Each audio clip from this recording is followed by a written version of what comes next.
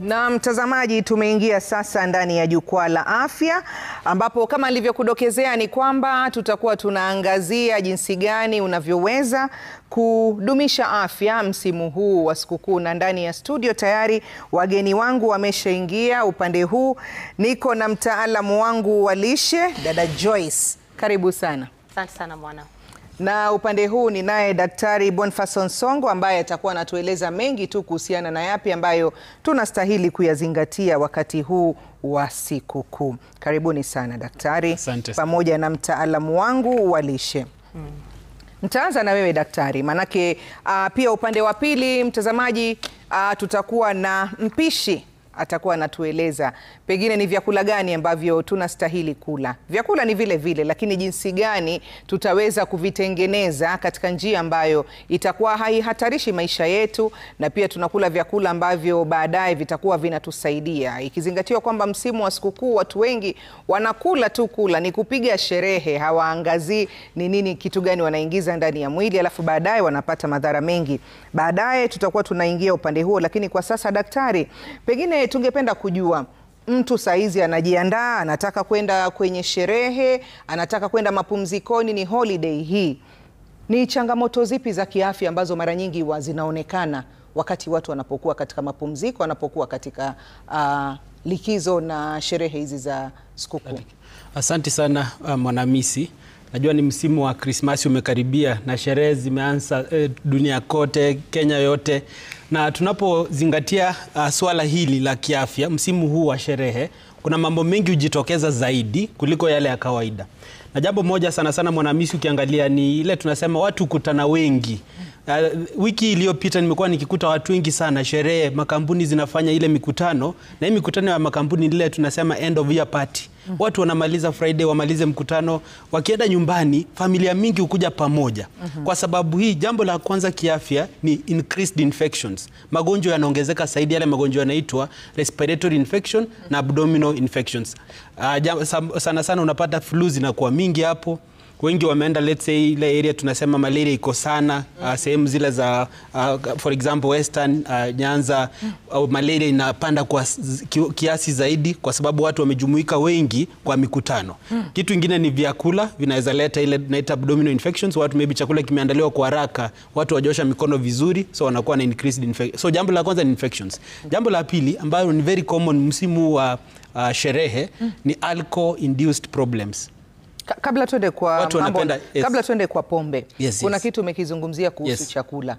Kwa nini tunakuta sana watu wanapojumuika pamoja kuna hili tatizo la food poisoning? Huwa linatoka wapi? Na pengine wakati huu ambapo kabla tuingie katika sherehe zetu kwenda kusherekea, tutafanya kipi kuhakikisha kwamba tunajikinga dhidi ya kupata food poisoning? Ni kweli kitu inaleta food poisoning ni bakteria ambayo iko katika vyakula ambavyo tutavitaja wakati tutaongea kuhusu namna ya kupika vyakula. Chakula fulani kikipikwa vibaya Mwanamisi, labda nyama imepikwa na haijapikwa vizuri, ama vyakula vimeoshwa vibaya, mtu anaenda kula vyakula ambavyo ile bakteria inaingia kwa tumbo ya binadamu. Na ile bakteria ikiingia kwa tumbo ya mtoto ya mtu mzima, inaleta ile tunaita gastroenteritis. So anakuwa na kutabika vyakula, ile vomiting and diarrhea. Ndio signs za ile tunaita food poisoning. So ile watu wanaita food poisoning, watu wengine wanafikiri ni kitu poison iliyowekwa kwa chakula. Hapana, ni chakula ulichokitumia kilikuwa na bakteria fulani ambayo inaenda inadhuru tumbo ya mtu, na ikiharibu tumbo ya mtu anafanya ile diarrhea na ile kuvomit. Na msimu wa Christmas ni zaidi kwa sababu nakumbuka juzi tu, si muda uliopita sana, 3 years ago. Si juzi but 3 years ago. Siku moja nilikuwa kule nyumbani Christmas kwa county. Na 25, 26 nikaadmitiwa kwa sababu hiyo tumbo ile tunaita food poisoning. So ni very common, watu wanaharakisha kupika vyakula, wengine wanajaribu vyakula hawajaizoea. Hiyo siku mtu anajaribu kupika pilau na hata ajui pilau ni nini, so anachukua vitu ambavyo haviwezi msaidia. So tutawafunza namna ya kuunda vyakula, najua wamejiandaa kule upande ule mwingine. Kitu kingine kwa hiyo mambo ya food poisoning labda nitaje ni ya kwamba watu pia hawaoshi mikono, kwa sababu ya hiyo wamesalimiana, ngo yako, dada yako, wajukuu, unasalimia kila mtu na ametoka haja kubwa. Hiyo pia inaleta ile bakteria ambayo iko kwa haja kubwa unaimeza. na ukimeza inafanya unakuwa na ile food poisoning, gastroenteritis kwa lugha ya Kimombo. Sasa katika hayo yote pengine mtu anastahili kufanya nini ili aweze kujikinga? Maanake umezungumza hilo swala la kusalimiana. Ukisema uendi kusalimiana unakwenda unagota namna hii, utaonekana huu naye ni vipi? Ndiyo tufanye vile, lakini baadaye tuzingatie nini ili tuweze kujikinga? Kitu muhimu zaidi Mwanamisi si kujitenga na watu, lazima utawasalimu, lakini ensure ile proper hand washing. Ile vile tulifanya wakati msimu wa corona. Jambo la pili, ensure ukuwe na sanitizer kama unaweza, na ikiwezekana unaweza fanya ile tunasema ukiwa kwa watu wengi unachunga usije ukienda kwa watu wakikohoa, kwa sababu apart from food poisoning kuna hizo mafua pia, flu, viruses zile zote, respiratory infections. So unaweza vaa mask pia kama uko na homa, ili usije ukapea watu wengine kwa familia yako homa. Kwa hii pande ya mkono pia, ukienda dukani Mwanamisi umechukua noti 1000, hiyo pesa watu wameshika ni wengi. Ensure ukinunua kitu, umepewa matunda, umepewa apple, usichukue hiyo apple uanze kutafuna. Uioshe, kwa sababu ile pesa ulioishika na yule muuzaji ameshika pesa mingi kwa siku. Inaweza kuwa pesa ameshika iko na uchafu, na hiyo itakudhiri. Na sasa unajua sasa kule nyumbani watu ni wengi, wamepita kwa hiyo duka ulioenda pia wewe. Kwa hivyo ni vizuri kila mtu ajue zile preventive measures tulitumia corona, msimu wa corona, wazitumie zote Mwanamisi. Usafi wa hali ya juu. Sawa sawa. Na wakati wa sherehe, watu hula wakala, wengine wanakula kupita kiasi. Je, hukukula kupita kiasi kuna madhara yoyote kiafya, ama mtu atakula tu amalize baadaye aende msalani mambo yayo yako sawa? Kuna madhara kubwa sana. Najua dadangu atataja zaidi, lakini jambo la kwanza, msimu huu watu wanapokula vyakula kupita kiasi, inamaanisha wamechukua ile kwa Kimombo tunasema excess energy intake.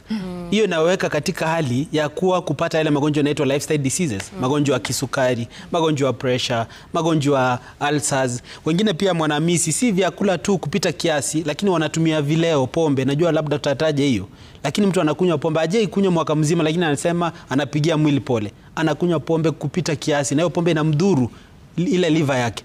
Kitu kingine inahusiana na hiyo vyakula ni wakati mtu anakula vyakula ambavyo hajavizoea, na wakati yule labda kuna diabetes na kuna ugonjwa wa kisukari hicho, na maybe pressure iko juu, na amesahau ile advice tumempea huku Nairobi, ameenda nyumbani, ile pia pressure, anakutana na ango zake, kila mtu anakula majani chai kwa wingi, soda zimewekwa kwa meza, sukari kwa wingi, na yeye sasa anasahau yale maelekezo ya nutritionist. Anasema wanasemaje, cheat day? Yes. Ni cheat day. Cheat day na kwa cheat days. Cheat days. Na akifanya hivyo msimu siku 10, wengine wanarudi Januari tunapata ameenda into dialysis. Kwa sababu sukari ilikuwa juu siku 10, ikadestroy ile liver yake. Kwa hivyo ni vizuri ajue vyakula navyo vitumia. Wengine wanatoka Christmas wameongeza kilo. Amekuwa na ile BMI wengi. BMI iko juu ya 25. Ukipima kilo na urefu unapata hizi ingiani. Na hiyo obesity inaleta magonjwa mengi sana wakishatoka msimu wa Christmas. Joyce, pengine ni vyakula gani ambavyo vinapendwa sana wakati wa sherehe, na vyakula vipi ambavyo tunastahili kuvila kwa kiasi? Maanake tukivila kwa zaidi vitakuwa vinatuletea madhara.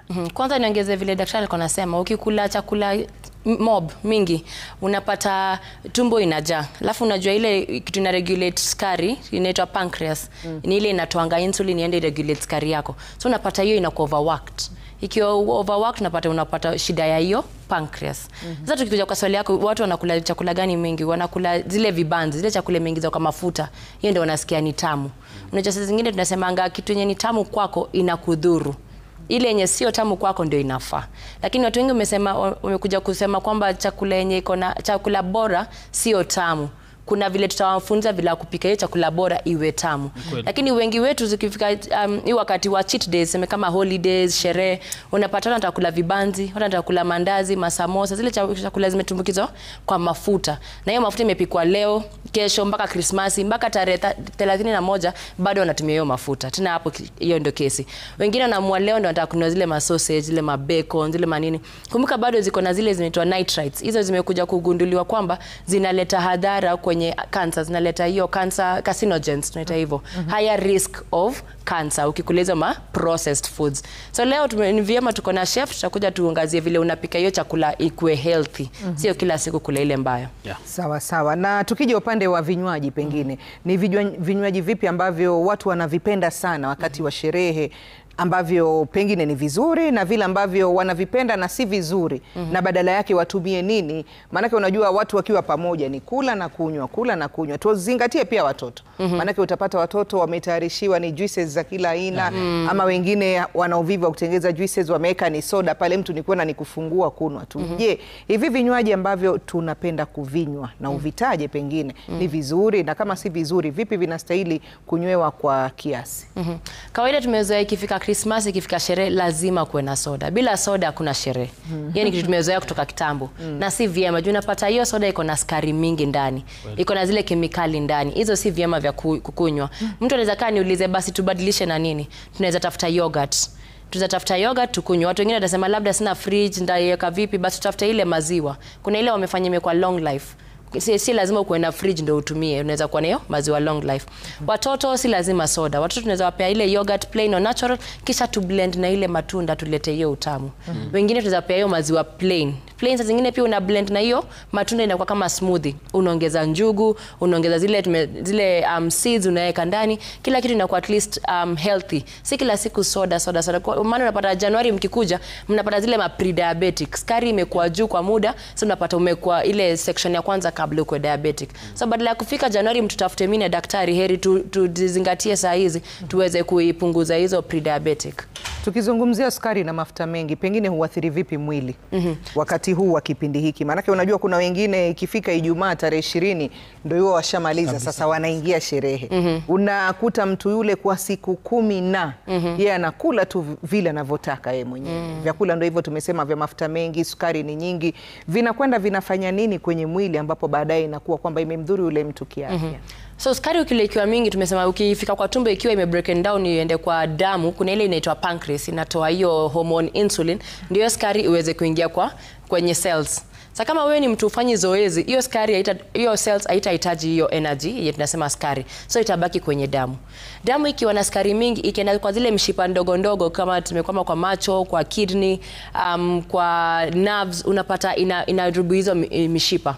So macho inaweza leta shida, kidney inaweza anza kufail kwa sababu ya hiyo high sugar level na kwa sababu ya zile vitu umekula iko na sukari mingi. Kitu kingine hiyo mafuta mingi. Mafuta ikiwa kwa wingi, unajua kawaida mwili inatumia hiyo mafuta. Kuna zile tunaita healthy fats, akina omega 3 yenye inatumia kwa brain development, inatumia kwa IQ. But ukianza kunywa zile mafuta ama utumie zile mafuta tunasema unhealthy, inaenda kwale ina line ile organs. Sasa tunasema inakuja hapa kwa adipose tissue, hapa kwa tumbo unapata mtu akona kitambi haelewi kwa nini. Amefanya zoezi lakini mafuta ya hapa tumbo imekata kuisha kwa sababu ya hiyo. Ya pili, sababu ya nini? Hebu rudia tena. Hiyo kukula mafuta mingi alafu fanyi zoezi. So inakuja inawekwa. Sasa unaweza kula alafu ukifanya mazoezi itapotea. Ndio. Bora uko mtu wafanya zoezi kila mara, unapata mwili wako inatumia hizo energy excess, kama sugar inatumia, kama mafuta inachomwa. Lakini wewe kawaida unakula hizo chakula mbaya alafu ufanyi chochote, unaketi, unaalika wageni, mnapiga gumzo, hapo ndio shida inatokea. So mafuta mingi ukikula inaenda ina line organs. So unapata kama liver imekuwa lined na mafuta, unapata kama heart imekuwa lined na mafuta, hapa adipose tissue tayari ushastore mafuta. So hiyo mafuta inaenda tena inakuwa pale kwa cholesterol. Kuna siku tuliongea nawe kuhusu hiyo mafuta kwa cholesterol.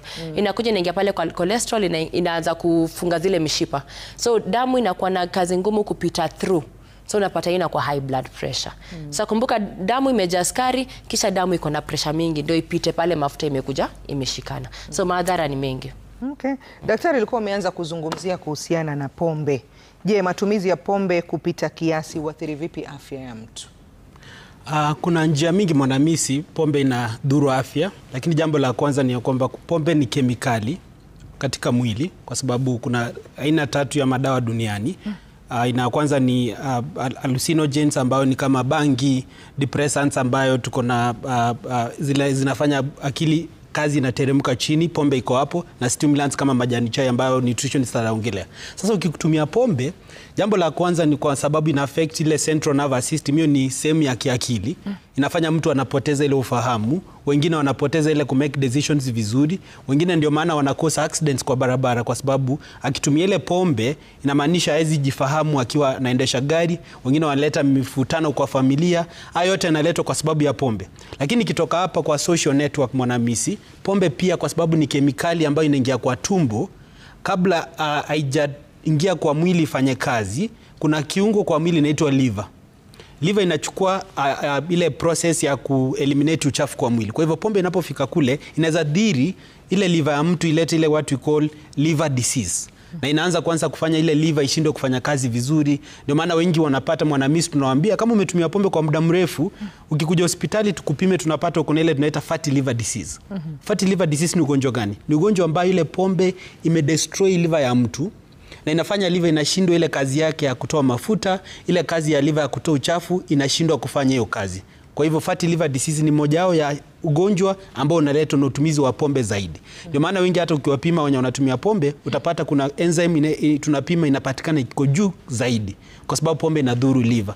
Apart from kudhuru liver, tumesema akili inakuwa na shida, watu wanakosa accidents. Wengine sasa kama mtu anatumia pombe Mwanamisi ni risk ya pressure pia. It's one of the major risk yenye inafanya pressure leta shida. Wengine pia inaweza leta sukari, diabetes type 2. Alcohol is one of the major risk also yenye inachangia type 2 diabetes. Kwa hivyo pombe inadhuru sehemu mingi, lakini labda niguzie hiyo moja accidents kwa sababu pombe inapotumika inafanya mtu anachanganyikiwa. Kuna vitu ya usayansi sitaingia kwa undani, lakini hiyo kuchanganyikiwa ni kwa sababu kuna kemikali inayotolewa inaenda kwa damu, inafanya mtu anapoteza ile uwezo wa kuwa na akili ya kawaida. Na hiyo ndio maana msimu huu watu wengi kwa barabara wana overspeed, wengine wanatusi maaskari, wengine wanatusi madrivers wengine kwa sababu ile pombe inafanya watu wanachemka.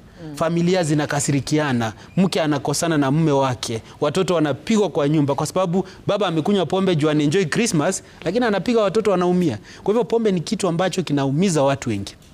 Na ikiwezekana mtu aweze kupunguza ama aache kabisa, tutawapea options na dada yangu hapa tuambie nini anaweza tumia msimu wa Krismasi ili asije akatumia pombe. Itamsaidia sana. Pengine tuje kwako Joyce, tueleze wale watu ambao wanataka vinywaji kwa wingi ambavyo vitawapatia ile starehe mbali na pombe, mtu anaweza kunywa nini? Kwanza tuelewe ukinywa pombe ina replace nutrients. Kwa sababu tuseme kama unakula kisha unywe pombe, unapata hiyo chakula yote hiyo kuvunjwa kwa hiyo chakula ama kukua absorbed inaekwa kando, mwili inashughulikia pombe kwanza. So unapata mwili inakuja inategemea pombe, inashughulikia pombe kwanza kisha inaanza kushughulikia ile chakula umekula. Sasa tunasema ni watu kuzoea, ikifika siku za sherehe lazima pombe. Kwanza tunasema watu wakule vyema kwanza. Kwanza tukule vyema, tuweke kitu tunaita foundation. Tukue tumekula protein, tuweke starch, tuweke vegetable, tule kwanza, kisha ndio tufike kwa pombe. Pombe tunasema tuna limit. Kila mtu ajue kiwango yake. Kunywa kiwango kia chini, kulimit. Sawa? Na si lazima unywe pombe kila wakati. Unaweza tafuta smoothie vile nimesema. Unaweza tafuta fruit juice. Sasa zingine unaweza kuwa na maembe kama hii. Sasa tumeingia kwa msimu wa maembe. Unachukua maembe, unachonga, unafanya na kwa blended. Ikiwa blended, labda unapenda avocado, una mix pale ndani. Kama unataka ikuwe crunchy kidogo, unaweza chukua kama njugu ama zile pumpkin seeds, unaweka ndani. So at least unakula kitu kiko bora kwa maisha, kwa afya yako. Sasa zingine kama una hiyo maembe, unaweza chukua kitu kama apple. Apple pia unaweza blend. Si lazima ikuwe tu apple peke yake. Unaweza weka matunda zingine, unaweza weka seeds. So lazima ujiulize, ukikunywa pombe adhara ni gani? Na uko ready kuwa na hiyo adhara? Na unja adhara si kwako peke yako, hata watu wa familia pia wataadharika. So lazima ujue kwa nini unafanya kitu unafanya. Kuna kitu umeanza kukieleza hapo na kimenifurahisha kidogo. Tunataka tupatie watu options. Maanake mtu anafikiria juice ya maembe ama smoothie ya maembe nimeinywa mwaka mzima, sasa nataka nijaribu kitu tofauti. Pengine unaweza kutupatia ni vitu gani vingine ambavyo tunaweza kufanya mpaka vikiwa pale mtu akiona mwenyewe anajua sasa hizi tumeingia msimu wa sherehe, mambo yamebadilika na si ile ordinary ambayo tumeizoea kila siku. So kuna mfano mingi. Wacha nianze kwanza tukisema kama vitu kama ice cream. Tunasema kama pudding. Umekata fruit zako into cubes, umeweka kwa bowl, ukascoop ice cream moja, ukaweka juu. Hiyo unaweza tumia. Sasa zingine unaweza tengeneza ile tunaita milkshake. Umechukua mala ama yogurt yako na ice cream na ukatumbukiza matunda ukatengeneza. Ingine sasa unaweza tumia kama hizo smoothie. Smoothie unaweza tengeneza either fresh milk ama mala ama yogurt. Kisha uweke matunda ile unapenda. Kama ni ndizi, kama ni nini unaweka pale. Kisha ukitaka ikuwe crunchy. Sasa zile umepakua umeweka kwa kikombe, unachukua zile seeds, flax seeds, chia seeds, fenugreek unawekelea pale juu.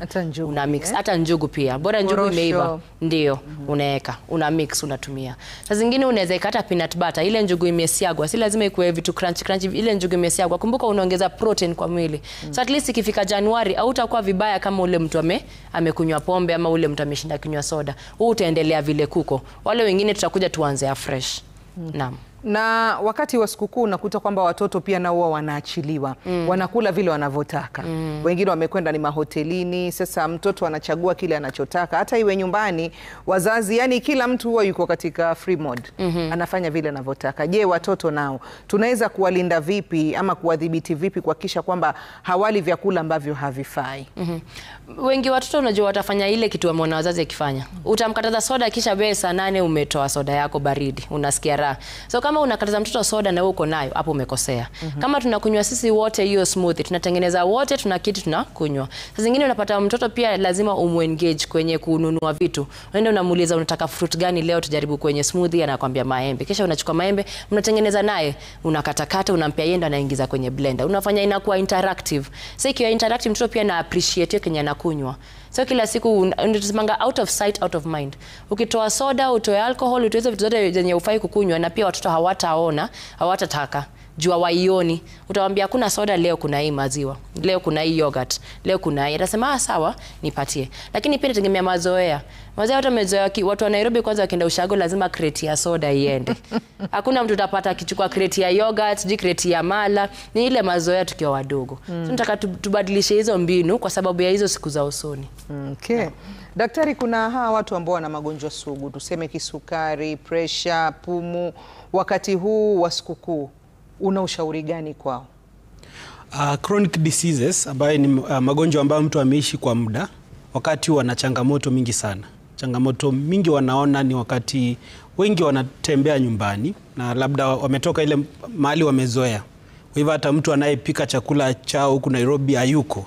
Labda wengine ni wafanyakazi wameenda kwa ushago.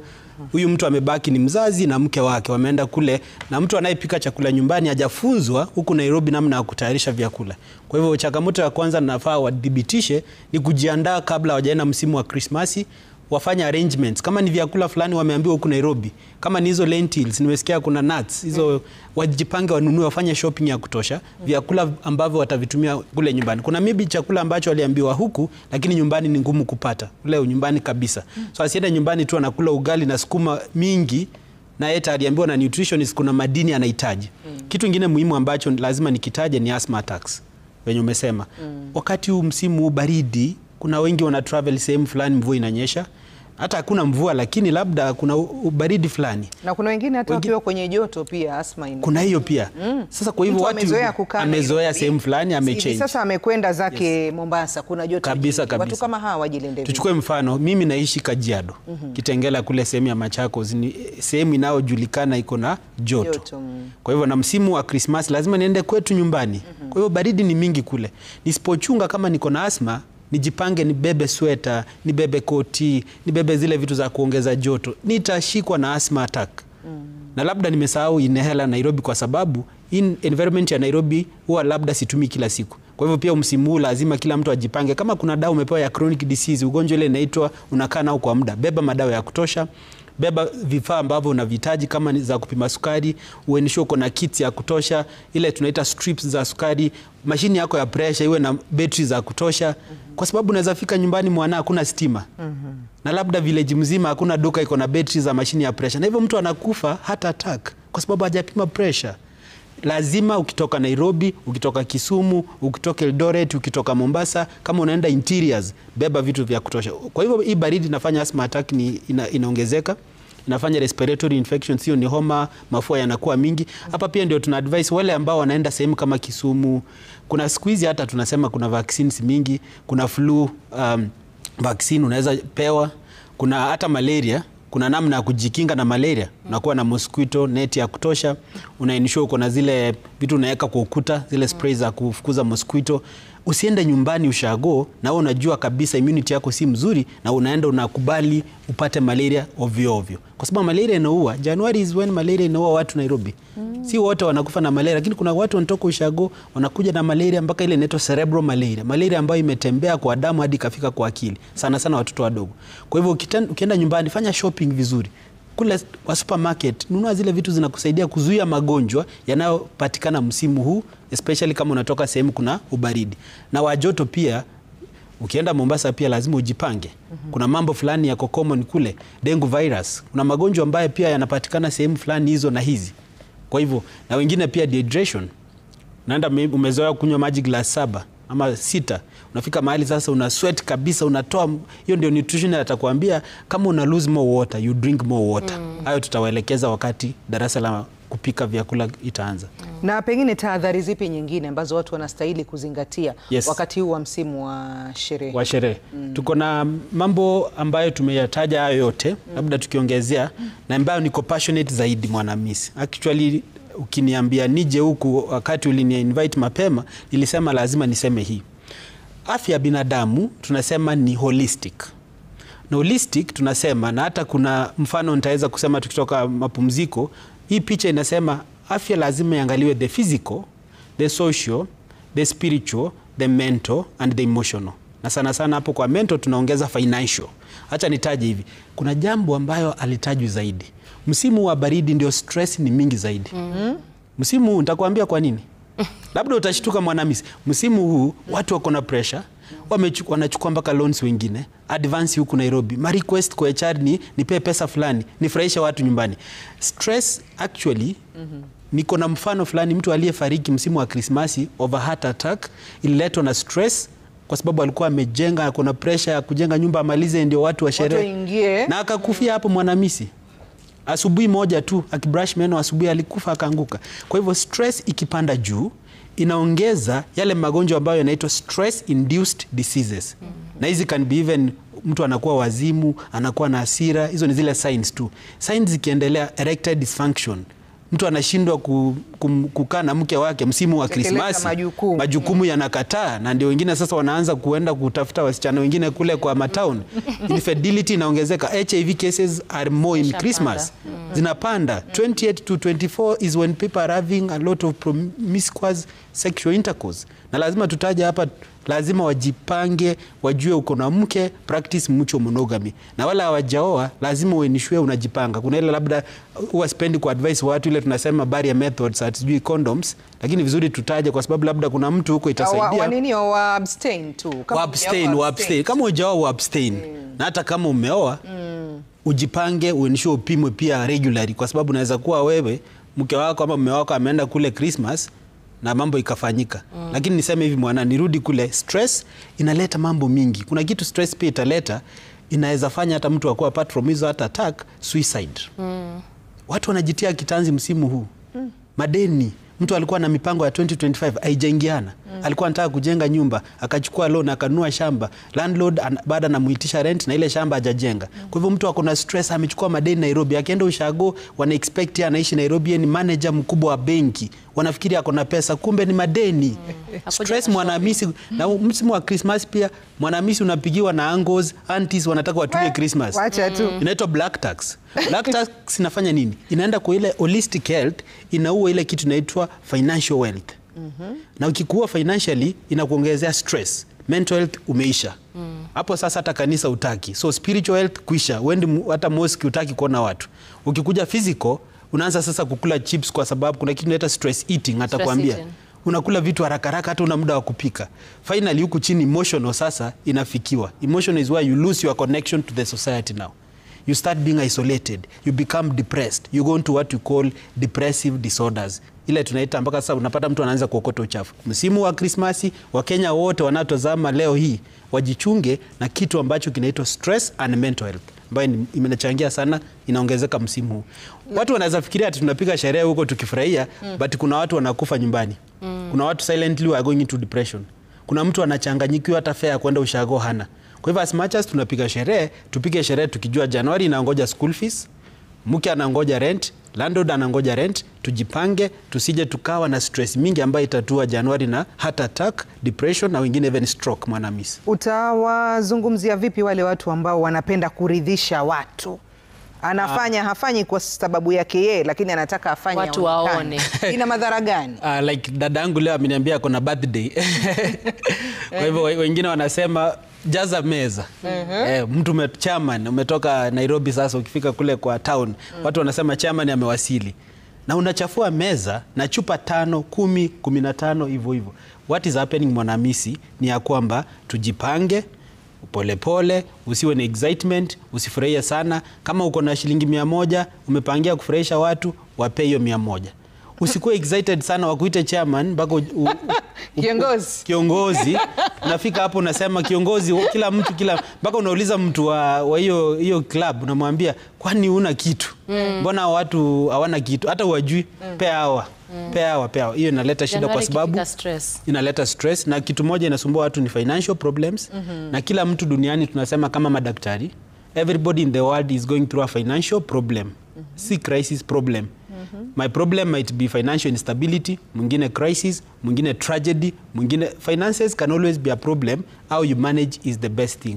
So please don't entice people wakati utakuwa na stress niwe peke yako na familia yako ndio itaumia. Asante. Daktari na pamoja na Joyce hapa, wacha tuende kwenye mapumziko kidogo, alafu tukirudi Joyce ananiambia anataka kuongezea hapo. Inaonekana ni kitu ambacho amekabiliana nacho sana, pengine kwa watu ambao anawahudumia na wengine, lakini kanyagi hapo. Tunarudi muda usiokuwa mrefu. Msikilizaji, mtazamaji, iwapo utakuwa una lolote basi ungependa kuzungumza nasi, ungependa kuwauliza wataalamu wetu, kumbuka kwamba nambari zetu za arafa ni 22422. Alafu tutarudi tuangazie yale mtakao tutumia hapa kabla ya kuvuka upande wa pili, ambako kule chef wetu yuko tayari kutuonyesha hivi vitu ambavyo wanatueleza hapa. Tule vizuri, tule namna gani, tunaweza kuvifanya vipi? Kama huna idea yoyote ambayo pengine unataka kupika, ujui utapika nini msimu huu wa sherehe, usitie shaka. Jukwaa la Afya itakuonyesha vipi ambavyo unaweza kuifanya sikukuu yako ikawa sawa ya kufurahia na bado ukawa unadumisha afya yako. Hayo yote ni baada ya muda usiokuwa mrefu.